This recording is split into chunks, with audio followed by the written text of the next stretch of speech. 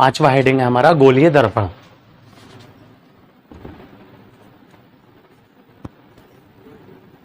गोलीय दर्पण, इंग्लिश में कहते हैं इसे स्फेरिकल मिरर। क्या होता है? वैसे नॉर्मली मैं आपको बताऊं, जैसे आपने अपने घरों में देखा होंगे दर्पण, मिरर, जिसमें हम अपना चेहरा देखते हैं, ठीक है, तो वो होता है प्लेन दर्पण। क्या होता है वो? प्लेन। उसके बारे में समझ लो क्या होता है। कांच की एक प्लेन प्लेट ले ली जाती है, इस टाइप की कांच की स्लेब, उसके एक साइड में क्या कर दिया जाता है? पेंट कर दिया जाता है। लो बन गया है। इसे क्या बोलेंगे हम? मतलब प्लेन मिरर, या हिंदी में क्या कहेंगे इसे? समतल दर्पण। हमारे घरों में ये होता है समतल दर्पण, है ना ज्यादातर। तो ये कैसी इमेज बनाता है? बिल्कुल ऐसी जैसी जैसी होती है, जितने साइज की होती है। मतलब इसके बारे में वैसे ये आपके सिलेबस में नहीं है समतल दर्पण। आपके सिलेबस में क्या है? 12th के गोलीय दर्पण। कौन सा पॉइंट है? 5th, right. लेकिन मैं समतल दर्पण के बारे में कुछ बातें बता रहा हूं जो तुम्हें नॉलेज के लिए याद होनी चाहिए। मान लो मेरे हाथ में ये मार्कर है, तो इसके सामने मैं रख दूं तो इसकी जो इमेज बनेगी वो इसी के बराबर बनेगी, सेम साइज, राइट। जबकि ये जो गोलीय दर्पण होते हैं ये छोटी और बड़ी सब तरह की इमेज बनाते हैं, छोटी भी बड़ी भी। लेकिन ये कैसे बनाता है? बिल्कुल सेम साइज बनाता है। और कैसे बनाता है? आभासी बनाता है, वर्चुअल। याद है कल हमने आप लोग को पिछली वीडियो में कराया था, पार्ट 1 में। ये पार्ट 2 है हमारा इस वीडियो का। अगर आपने पार्ट 1 ना देखा हो तो डिस्क्रिप्शन में मैं लिंक डाल दूंगा, तो उसमें जाकर आप पार्ट 1 देख लेना, ठीक है। तो कैसी इमेज बनाता है? आभासी। कैसी बनाता है? सीधी, बिल्कुल सीधी इमेज। देखो जैसे है ऐसी रहेगा। कितनी दूरी पे बनाता है? इतनी ही दूरी पे जितनी दूरी पे हम मार्कर रखेंगे। अगर मैं कहूँ ये मार्कर मैंने यहाँ रख दिया है और यहाँ से यहाँ तक की दूरी 1 मीटर है, तो ये इमेज भी कितनी बनाएगा? दर्पण से 1 मीटर की दूरी पर यहाँ पे इमेज बना देगा।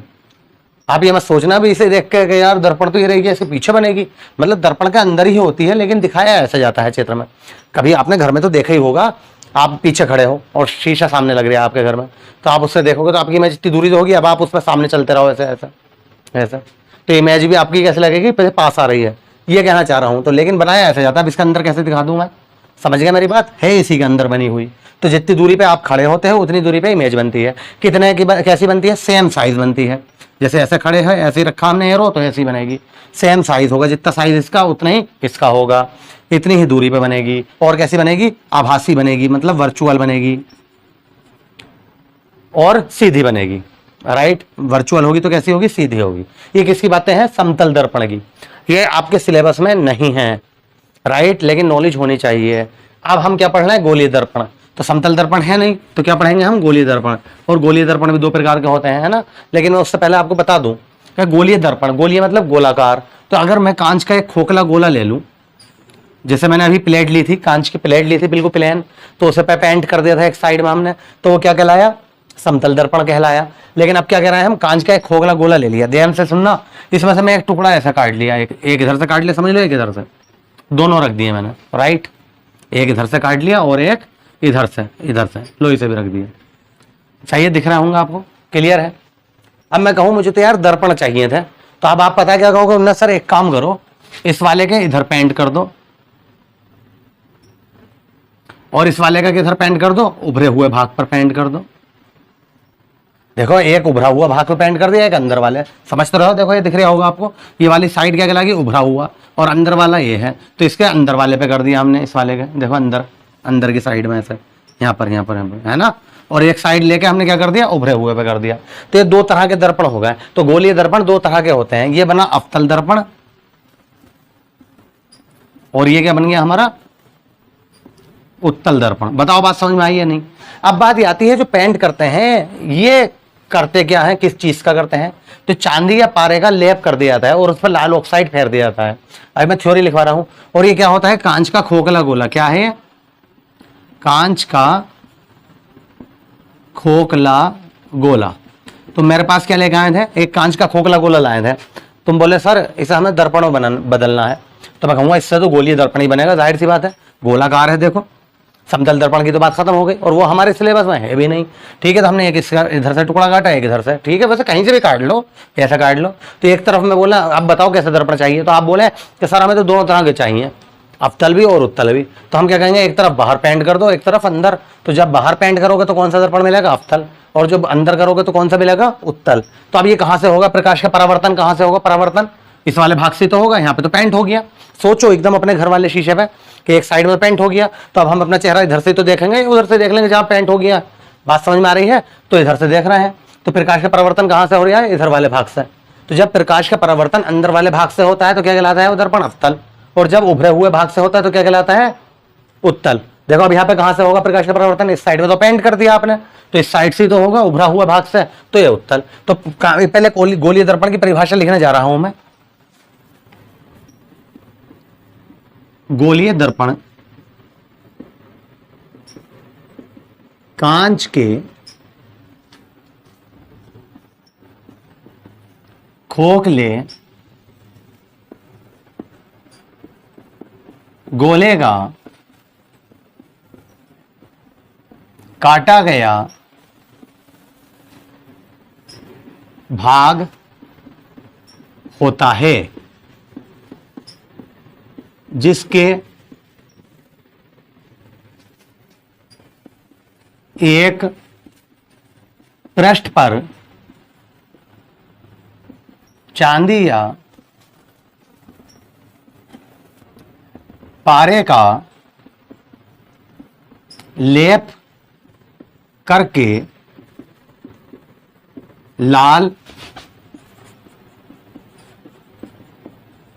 ऑक्साइड का पेंट कर दिया जाता है। ये बताओ परिभाषा समझ में आ गई? ठीक है, कैसे भी कह सकते हो आप। यहाँ पे जैसे मैंने लेप कहा, यहाँ पे पेंट कह दो, आगे यहाँ लेप कह दो, पेंट कर दिया जाता है कि लेप कर दिया जाता है। चांदी या पारे का पानी फेर दिया जाता है पहले तो, फिर लाल ऑक्साइड का पेंट कर दिया जाता है, लो दर्पण बन के तैयार हो गया। किसके? एक साइड में। अब बताओ थ्योरी समझ में आ गई है ना कि गोलीय दर्पण, ये तो गोलीय दर्पण है, ये दोनों हैं, ये दोनों गोलीय दर्पण हैं। ये नहीं है तो कांच का खोखला गोला है भाई। तो गोलीय दर्पण, इसकी परिभाषा लिखी है हमने। गोलीय दर्पण कांच के खोखले गोले का काटा गया भाग होता है, जिसके एक पृष्ठ पर चांदी या पारे का लेप करके लाल ऑक्साइड का पेंट कर दिया जाता है। ये थ्योरी लिखोगे बिल्कुल आप ऐसे ही। इसके नीचे ये तीनों चित्र बनाओगे, कांच का खोखला गोला, अवतल दर्पण, उत्तल। ठीक है, उसके बाद हम यहाँ पे लिख देंगे गोलीय दर्पण दो प्रकार के होते हैं। नोट कीजिए आप।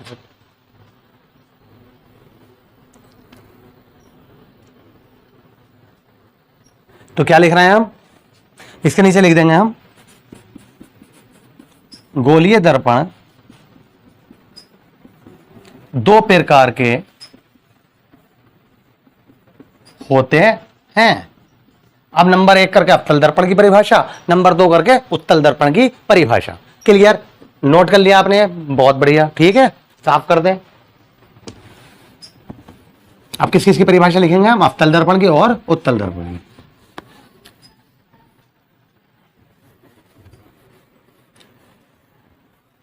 अभी यहां समझाने के लिए अभी ये चित्र रहने दिए मैंने। ठीक है, अभी साफ करेंगे, पहले इससे पहले लिख लो। यहां तक तो आपने लिख लिया गोलीय दर्पण दो प्रकार के होते हैं। नंबर 1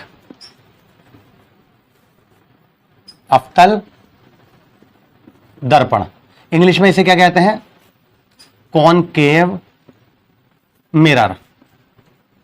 ये भी पता होना चाहिए आपको इंग्लिश में भी। ठीक है, कॉनकेव मिरर कहते हैं अवतल दर्पण। तो देखो मैं कहूं इसकी परिभाषा बनानी है यार मुझे, तो क्या कहोगे आप कि सर जब प्रकाश का परावर्तन भीतरी भाग से होता है या अंदर वाले भाग से होता है तो उस गोलीय दर्पण को अवतल दर्पण कहते हैं। बस हो गया। ठीक है, जब गोलीय दर्पण में प्रकाश का परावर्तन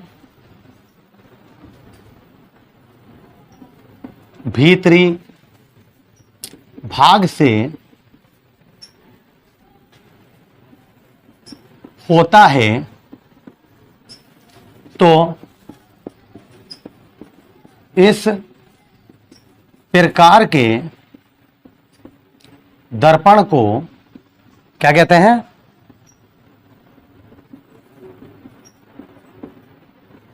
अवतल दर्पण कहते हैं। अब बता दो परिभाषा समझ में आ गई है ना?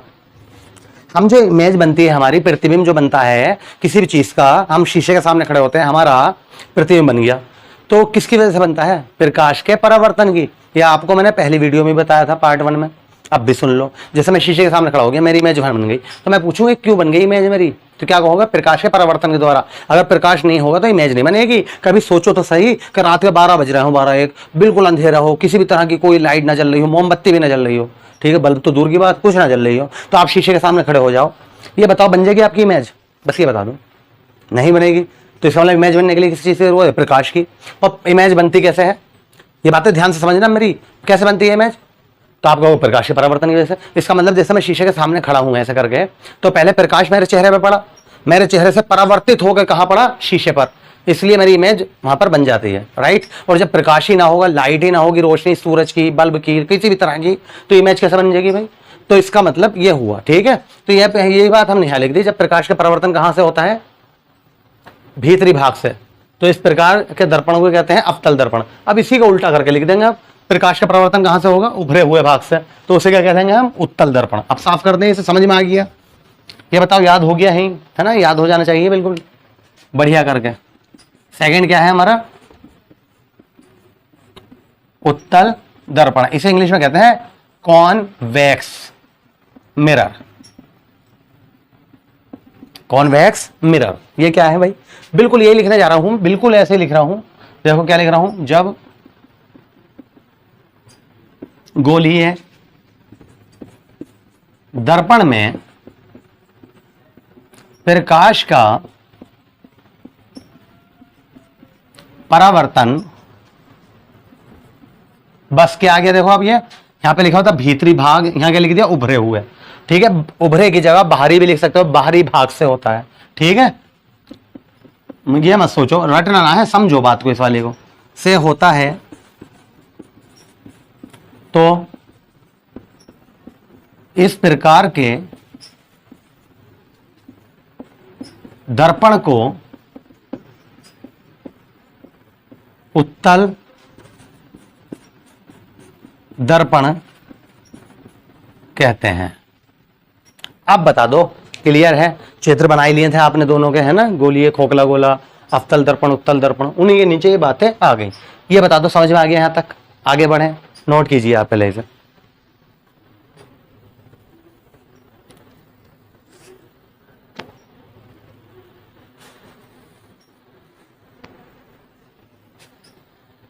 कर लिया? Very good.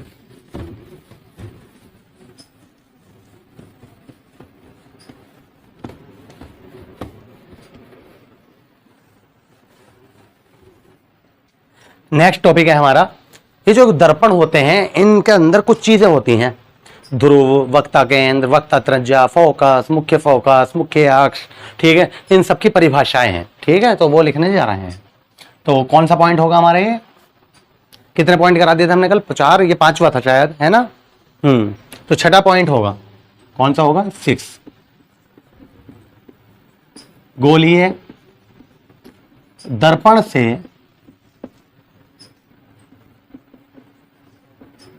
संबंधित कुछ परिभाषाएं। गोलीय दर्पण से संबंधित कुछ परिभाषाएं। तो सुनो, ये बताने से पहले मैं आपको यहां पे बता दूं, चाहे अवतल दर्पण बनाओ या उत्तल, ये समझ लो मैंने ये बना दिया, तो इस टाइम आप कहोगे ये अवतल बन गया अगर हम यहां पे पेंट कर दें। ये कोई जरूरी नहीं होता है, ठीक है। अगर मैं पेंट ना करूं तो अवतल या उत्तल कुछ भी कह सकता हूं मैं इसे। अगर पेंट ना करूं, मैं इधर से देखूंगा तो अवतल, इधर से देखूंगा तो उत्तल। बात समझ में आ गई? लेकिन मैंने पेंट कर दिया, चलो ठीक है। तो इसके अंदर कुछ चीजें होती हैं। ये देखो दर्पण है, राइट। अब चाहे अवतल हो या उत्तल, सब चीजें कॉमन होंगी। अब मैं उत्तल बनाना चाहूं अगर, तो आप ऐसा कहोगे कि सर ऐसे बना लो, इधर को पेंट कर दो, ठीक है। तो ये हो या ये हो, राइट। सबसे पहले बात आती है इस लाइन की। इस लाइन को हम क्या बोलते हैं? मुख्य अक्ष, क्लियर।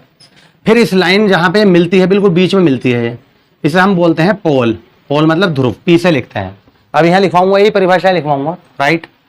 उसके बाद ये बताओ, जब ये हमने बनाया होगा, ये भी याद रखना आप, जब आप पेपर देने जाओगे और ये बनाने की जरूरत पड़ जाएगी, तो कच्ची पेंसिल, प्रकार, ये सब होना चाहिए आपके पास, ज्योमेट्रिक बॉक्स, पूरा सामान। तो क्या करोगे?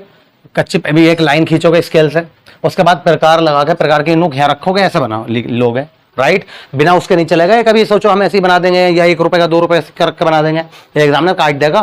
प्रकार की नुक दिखनी चाहिए, पता होना चाहिए ऐसा बनाया गया है। तो जहां पे प्रकार की नुक रखी होगी आपने, तो ये बताओ वो सी, उसे क्या बोलते हैं? वक्रता केंद्र सी। बताओ, ऐसी तो रखी होगी, प्रकार की नुक रखी यहाँ पे और कच्ची पेंसिल को ऐसा घुमा दिया हमने, लो फिर ऐसा फेर दिया। बताओ ठीक है। तो क्या क्या पढ़ लिया हमने? मुख्य अक्ष, ध्रुव और ये सी। ये जो ध्रुव होता है और ये सी होता है, इनके बिल्कुल बीच में, बिल्कुल मध्य हम लेते हैं, क्या लेते हैं हम? एफ। एफ मतलब मुख्य फोकस, इसे फोकस बोलते हैं, मेन फोकस। ठीक है, बिल्कुल बीच में, याद रखना है, बिल्कुल बीच में, राइट। बिल्कुल ये जो सी है, जहां से हमने ऐसे करके लिया है, तो यहां से यहां तक की दूरी को बोलते हैं हम वक्रता त्रिज्या। ठीक है, क्या बोलते हैं? आर। आर मतलब त्रिज्या। देखो खुद ही सोचो, जब मैं प्रकार की नुक रखी मैंने यहाँ पे, और अगर मैं पूरा सर्कल बना दूं ऐसे करके यूं, तो ये जो नुक रखी थी, तो ये इसकी त्रिज्या का काम ना करेगा? कहीं से भी ले लो, वो तो बराबर ही होगा, त्रिज्या होगी। तो ऐसे यहाँ पे हुआ है, राइट। और यहां से लेके यहां तक की जो दूरी होगी उसे बोलेंगे हम मुख्य अक्ष, मुख्य सॉरी फोकस दूरी। क्या बोलेंगे? फोकस दूरी। उसे स्मॉल एफ से लिख देंगे। स्मॉल भी ना मतलब ऐसा करके बना देते हैं हम, एफ इस टाइप से। और ये कैपिटल एफ क्या है? मुख्य अक्ष। अभी समझ में आ जाएगा सब कुछ, अभी मैं यहाँ एक एक करके लिखवाऊंगा, ठीक है, बेफिक्र रहो, लिख रहे हैं हम। तो ये समझ में आ गई बात। आप इससे, इसके बाद ये हेडिंग ए भी बना लेना, इससे समझ में आ जाएगा क्या क्या चीजें हैं। तो सबसे पहले क्या लिख रहे हैं हम? नंबर 1 ध्रुव। इंग्लिश में क्या कहते हैं इसे? पोल। तो कहां पे आता है पोल? दर्पण के बिल्कुल मध्य बिंदु पे आता है। दर्पण के मध्य बिंदु को दर्पण का ध्रुव कहते हैं। इसे P से प्रदर्शित करते हैं। सभी दूरियां ध्रुव से ही मापी जाती है। सारी की सारी दूरियां कहां से नापी जाती हैं? ध्रुव से। मतलब जैसे मैं मारकर यहां रख दूं, मैं कहूं इसे नापना भी कितनी दूर है, तो तुम ध्रुव से ही लाओगे, यहां से स्केल रख के या पैमाना या फीता जो भी है यहां से, समझ गए? यहां रख दो तब भी यहीं से लाओगे। तो सारी दूरियां कहां से नापी जाती हैं? ध्रुव से। चाहे वस्तु हो या इसका प्रतिबिंब हो, सारी बात समझ में? सब दूरी कहां से नापी जाएंगे? ध्रुव से। क्लियर होगी बात ये? दूसरा, वक्रता केंद्र, इसे बोलते हैं हम सेंटर। सेंटर ऑफ कर्वेचर बोलते हैं, वैसे कर्व कहते हैं ना वक्रता को, सेंटर ऑफ कर्वेचर। अब तुम कहोगे सर वक्रता क्या मतलब हुआ इसका? केंद्र तो चलो समझ में आ रहा है भाई, प्रकार की नुक रखी थी वो केंद्र है, सी से लिख दिया भैया, सेंटर हो इंग्लिश में। ये वक्रता क्या है? तो मैं आपको बताऊं, जब हम कच्ची पेंसिल प्रकार में लगाते हैं, लगाई और प्रकार की नुक यहां रखी और इसे ऐसा घुमा दिया, ये प्रकार की नुक रखी है, ऐसा घुमा दिया, तो मैं बोलूं ये क्या है? तो इसे पता क्या बोलते हैं? वक्र। हमेशा प्रकार से जब भी लाइन खींची जाती है तो वो क्या होती है? वक्र होती है, ऐसा करके घूमी भी। क्लियर? बता सही है? तो अब दूसरी बात, अगर हम प्रकार की नुक यहां रखता हूं और इसे घुमाता रहता है, ऐसे ही घुमाता रहता, तो क्या बन जाता है? ये एक वृत्त बन जाता, सर्कल बन जाता। ठीक है, तो उसकी त्रिज्या को, उसकी दूरी को, केंद्र से इसे मिलाने वाली दूरी को क्या कहते हैं हम? खाली त्रिज्या कहते हैं। क्या कहते हैं? त्रिज्या। वक्रता त्रिज्या नहीं कहते हैं, खाली त्रिज्या। लेकिन जब हमने गोलीय दर्पण पढ़ाया था आपको, तो हमने क्या करा था? पूरा गोला लिया था क्या? गोले का काटा गया भाग ही तो था, तो भाई हमने इधर पेंट कर दिया, इधर देख ही रहूंगा, तो इसे केंद्र नहीं कहेंगे, तो क्या बोलेंगे? अब ये वक्र है हमारे लिए। क्या है ये? वक्र। तो इसीलिए इसके केंद्र को क्या बोलते हैं? वक्रता केंद्र। हाँ, इसके कोई पूछे कि ये क्या है भाई, ये क्या है, तो तुम कहोगे सर केंद्र है, सी से लिख दो, बिल्कुल सही बात है। तो जो गोले का है, वृत्त का केंद्र होता है, उसे केंद्र बोलते हैं। लेकिन जो उससे टुकड़ा काट के गोलीय दर्पण बनाया गया है, तो उसे क्या बोलते हैं हम? वक्रता केंद्र। अब समझ में आ गई बात? और देखो इसी से परिभाषा बनाए गए हम इसकी, वक्रता केंद्र की, कि गोलीय दर्पण, ये समझ लो गोलीय दर्पण बनकर तैयार हो गया है ना। गोलीय दर्पण जिस कांच के खोखले गोले का काटा गया भाग होता है, उस गोले के केंद्र को गोलीय दर्पण का वक्रता केंद्र कहते हैं। परिभाषा देखो ऐसे बना दी हमने, समझो तो सही, अपने आप बना दोगे, बल्कि अपने आप लिख दोगे। क्या कहा हमने? गोलीय दर्पण जिस कांच के खोखले गोले का काटा गया भाग होता है उस गोले के केंद्र को गोलीय दर्पण का वक्रता केंद्र कहते हैं। और इसे किससे लिखते हैं हम? इसे सी से प्रदर्शित करते हैं। नोट कीजिए आप ये भी, बताओ बात समझ में आ गई? नोट कीजिए, ये भी सब कुछ ऐसे ही नोट कीजिए।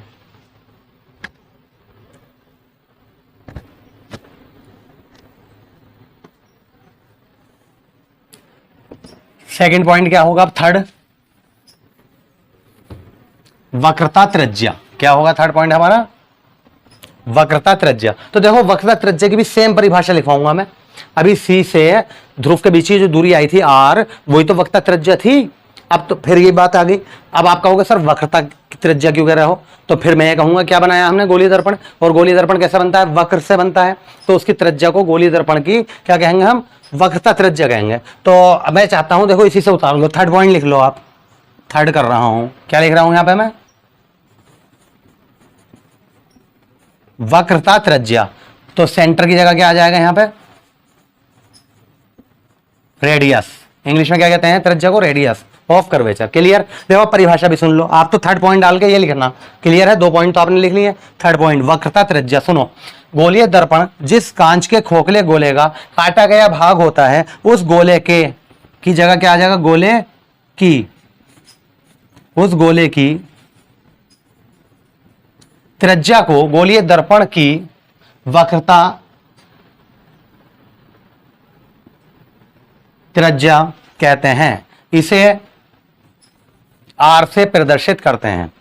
कैसा लगा आपको? बताओ कोई भारी? बिल्कुल, हमने जहां पे बस क्या था, केंद्र लिख लिया था, केंद्र लिख रहा था, त्रिज्या कर दिया। सी लिख रहा था तो क्या कर दिया? आर कर दिया। इसे आर से लिखते हैं, आर फॉर रेडियस। तो नोट कीजिए अभी थर्ड पॉइंट भी आप।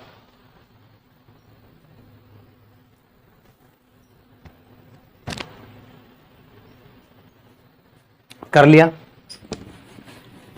अब आता है मुख्य फोकस या खाली फोकस। फोकस क्या है भाई? चौथा पॉइंट, मुख्य फोकस। तो अभी हमने जो चित्र बनाया है आप देख रहे होंगे, इसे इंग्लिश में कहते हैं मेन फोकस। आज ने चित्र देख ही रहे होंगे, कहीं मैंने कैपिटल एफ बनाया था, है ना? तो किसके बीच आया था? पोल के, ध्रुव के और सी के बिल्कुल बीच में। तो ये बात हम यहां लिख देंगे, गोलीय दर्पण के ध्रुव पी तथा वक्रता केंद्र सी के बीच दर्पण का मुख्य फोकस या फोकस, जो भी आए पेपर में, ठीक है? कभी फोकस आए तो तुम कहो यार वो तो मुख्य फोकस लिखवाया था सर ने, ठीक है? होता है। इसे किससे लिखते हैं हम? कैपिटल एफ से प्रदर्शित करते हैं, ठीक है? बिल्कुल बीच में जो होता है वो क्या कहलाता है? मुख्य फोकस। सारी फोकस मतलब वहीं पे होता है, ठीक है? जब प्रकाश का किरण परावर्तन होगा, अपवर्तन होगा, तो सब कहां पे आगे मिलेंगी? वो फोकस पे। तो उसे बोलते हैं मुख्य फोकस। पांचवा पॉइंट है हमारा फोकस दूरी। इसे इंग्लिश में कहते हैं फोकल लेंथ। ये क्या होती है? तो आपने डायग्राम में बनाया होगा स्मॉल एफ, है ना? तो कहां से कहां तक बनाया आपने? ध्रुव और मुख्य फोकस एफ। ध्रुव और मुख्य फोकस एफ के बीच की दूरी को मैं फोकस दूरी कहते हैं। इसे एफ से प्रदर्शित करते हैं, स्मॉल एफ से। ये लिख रहे हैं हम, ध्रुव तथा मुख्य फोकस के बीच की दूरी को दर्पण की फोकस दूरी कहते हैं। इसे स्मॉल एफ ऐसा करके बना दिया करो, ठीक है। एफ से प्रदर्शित करते हैं। नोट कीजिए आप ये वाला पॉइंट भी, फोर्थ भी और फिफ्थ भी नोट कीजिए।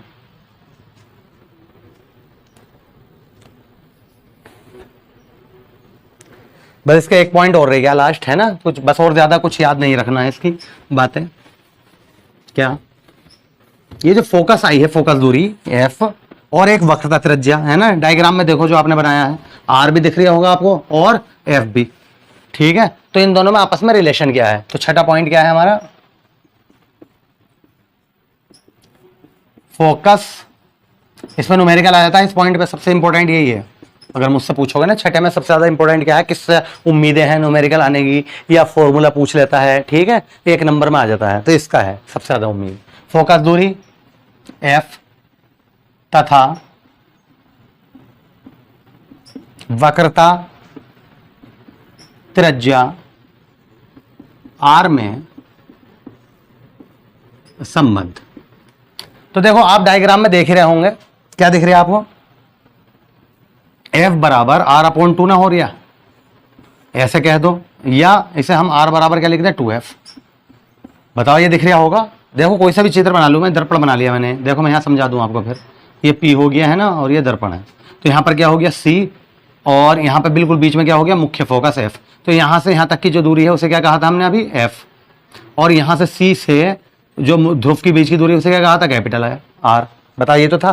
तो इससे हिसाब लगा लो, मैंने कहा था ये मुख्य फोकस बिल्कुल बीच में होना चाहिए, और हम ध्रुव से C के बीच की दूरी को कह रहे हैं R, तो ये F है अगर, तो ये भी तो F होगा जब मैं कह रहा हूं बिल्कुल बीच में होना चाहिए, तो ये भी F, ये भी F, तो R किसके बराबर हो जाएगा, 2f के, R बराबर 2f, या हम ऐसे भी कह सकते हैं F बराबर R अपॉन 2, 2 को अपॉन में ले जाओ। बात समझ में आ गई? तो इसी से परिभाषा बनाएंगे हम, इसलिए समझाया मैंने। अगर कोई बच्चा इससे परिभाषा बना दे तब सही है। कैसे? किसी गोलीय दर्पण की फोकस दूरी उसकी वक्रता त्रिज्या के आधे के बराबर होती है। कोई बच्चा अगर इससे परिभाषा बना दे, किसी दर्पण की वक्रता त्रिज्या उसकी फोकस दूरी के दुगने के बराबर होती है, तो दोनों ही सही है। बताओ किससे बनाऊं? इससे बना दे, बस आपकी मर्जी, आप ये लिख लो, मैसेज मैंने दोनों ही बोल दी है, लिख रहा हूं। गोलीय दर्पण की फोकस दूरी उसकी वक्रता त्रिज्या आर की ऐसे कह दो, आर की आधी होती है। बताओ हल्की सी परिभाषा ना रही, सही ना रही है, तो ये लिख दो, या आर बराबर 2f। अब बताओ क्लियर है, समझ में आ गई बात? नोट कीजिए इसे भी।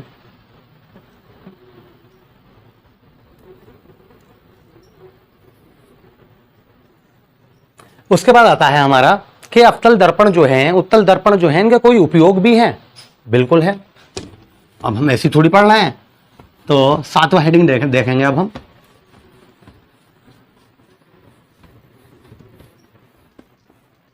क्या कह रहे हैं हम? 7वां हेडिंग, एक एक करके। अवतल दर्पण के उपयोग, दो दो उपयोग लिखवा रहा हूं, इनमें से आ जाते हैं अगर पूछेगा, कि कोई भी एक पूछ ले, दो पूछ ले, ठीक है। सुनो भाई, पहले मैं आपको अब अवतल दर्पण के बारे में थोड़ा सा बता दूं। अवतल दर्पण का जो काम होता है ना, उसका काम होता है प्रतिबिंब को बड़ा करके दिखाना। किसे? प्रतिबिंब को बड़ा। मतलब मैं देखो बहुत सिंपल एग्जाम्पल दूं, आपने जिम वगैरह गए होंगे, अगर जिम जो होते हैं हेल्थ क्लब वगैरह, तो उसमें डंपल उठाओ ऐसे करके, तो वहां चारों तरफ शीशे लगे हुए होते हैं दीवारों पे, कि इधर भी इधर भी इधर भी, है ना, तो शीशे के सामने तो करते हैं हम ऐसे कर करके, बॉडी बन गई हमारी। तो जो पतला दुबला भी बच्चा होता है और वो जब डंपल उठाता है उसके सामने, बॉडी बन गई, गुल्ला निकल गया, तो पता उसे ये तो पता नहीं उसने कौन सा दर्पण लगा रखे हैं। तो पता कौन से दर्पण होते हैं? अवतल दर्पण। वो तुम्हारे प्रतिबिंब बड़ा करके दिखा देते हैं। अब गुल्ला चाहे तसा बना हुआ होगा असलियत में, लेकिन जब वो शीशे में देखेगा नहीं करके, ओबे इतना मोटा, बड़ा कर देगा उसे गुल्ले को। ऐसे ही तो वो तो हर काम ही, हर चीज को बड़ा कर रहा है। अवतल दर्पण का क्या उपयोग है, समझ में आ गई बात? नाई की दुकान, जो अच्छे सैलून है, ये नहीं कह रहे हैं कभी कि हमारे घर के पास में जो नाई है उसके पास तो यार प्लेन दर्पण लगा हुआ है।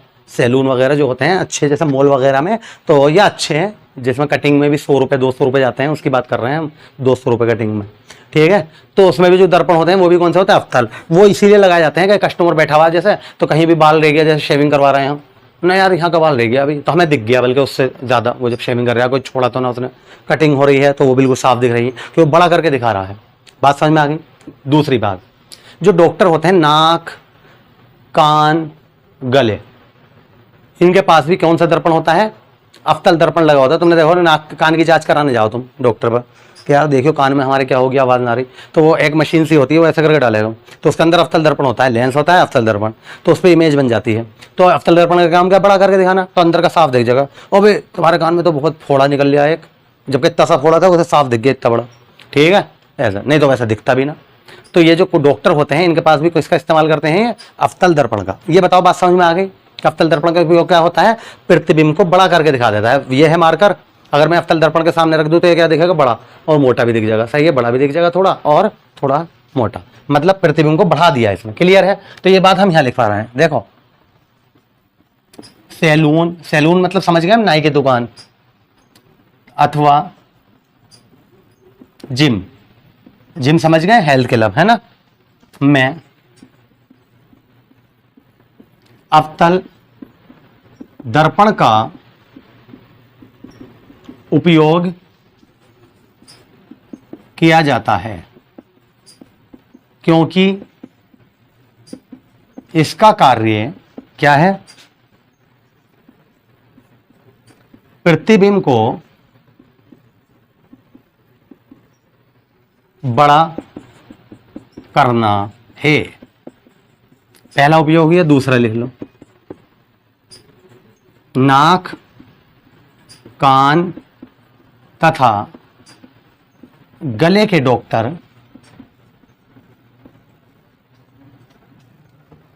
भी जांच करने के लिए अफ्तल दर्पण का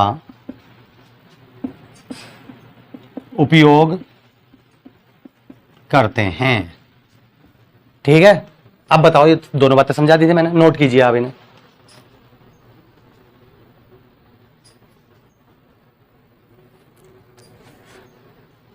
कर लिया। अब किसका उपयोग पढ़ेंगे हम, 8वां पॉइंट, उत्तल दर्पण के।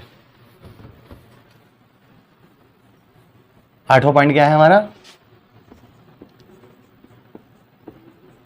उत्तल दर्पण के उपयोग, ये डाल लीजिए। ठीक है, पहला उपयोग, इसे भी समझो पहले। अवतल दर्पण का काम क्या था, कोई पूछे, वैसे ही पूछ ले तुमसे कोई बाहर, क्या काम होता है अवतल दर्पण का, तो कहोगे प्रतिबिंब को बड़ा करके दिखा देता है, जैसे जिम में, नाई की दुकान में डॉक्टर आदि इस्तेमाल कर रहे। क्लियर हो गई। अब कोई तुमसे पूछ ले कि यार उत्तल दर्पण का क्या उपयोग है, सबसे मेन उपयोग, सबसे महत्वपूर्ण उपयोग, ठीक है, पता क्या है, आप बाइक चलाते ही होंगे या देखी है, बाइक, कार, ट्रक, बस, तो जहां ड्राइवर होता है, ठीक है, तो वहां पे साइड में शीशा लगा होता है। बाइकों में ना होता हमारे इधर उधर शीशा, हम बाइक से जा रहे हैं तो कभी तुमने देखा है कितना छोटा सा शीशा होता है, और पीछे से कोई ट्रक आ रहा हो बहुत बड़ा, कितना बड़ा होता है ट्रक, हम बाइक से जा रहे हैं आराम से, तो हमने और ट्रक आ रहा है, अबे साइड में बल्कि कार भी आ रही, तो कभी तुमने ना सोचा कि यार इतना सा शीशा इतने बड़े ट्रक को भी दिखा दिया, बल्कि साइड में कार, बाइक कुछ और भी आ रही है तो वो भी दिखा रहा इतने समय, तो इसका मतलब क्या हुआ, इसका मतलब इतनी बड़ी चीज की इमेज को क्या कर दिया उसने, छोटा कर दिया, जो तुम्हारे शीशे में आराम से देख रहे हो तुम। बात समझ में आ गई अब। तो बड़ी चीज को क्या करता है, वो छोटा कर देगा। अगर ये मार्कर मैं उसके सामने रख दूं उत्तल दर्पण के, तो ये क्या कर देगा, छोटा सा कर देगा इतना, और पतला सा भी लगेगा तुम्हें, तुम कहोगे इतना छोटा मार्कर, जब इसे देखो अरे इतना बड़ा। बात समझ में आ गई अब। तो उत्तल दर्पण के उपयोग हैं, ये लिख रहा हूं, सबसे इंपॉर्टेंट उपयोग है क्या, वाहनों में ड्राइवर के पास, मानो मतलब सब तरह की चीज आ गई है ना, मोटर कार कुछ भी कह दो इसमें, बस ट्रक, बाइक, वाहनों में ड्राइवर के पास में उत्तल दर्पण लगा होता है, जिससे कि हम पीछे से आने वाले वाहनों को आसानी से देख लेते हैं। क्यों देख लेते हैं? क्योंकि ये वस्तु के प्रतिबिंब को क्या कर देता है? छोटा कर देता है। अब बताओ, बात समझ में आ गई? दूसरा भी उपयोग लिख लो। गलियों में लगी स्ट्रीट लाइटों में भी उत्तल दर्पण का उपयोग किया जाता है।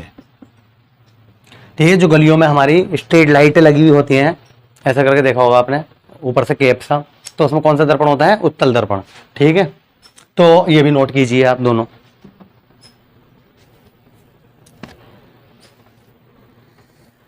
कर लिया? तो इसी के साथ हम ये वाला सेशन अभी कंप्लीट करते हैं। नेक्स्ट वीडियो में आगे देखेंगे।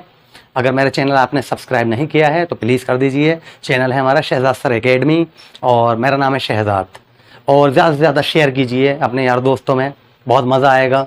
सारी थ्योरी करा रहे हैं हम आपको, सारे एग्जाम्पल न्यूमेरिकल अब तक कराते आए हैं। आपने अगर मेरी वीडियो सारी देखी होंगी तो थैंक यू।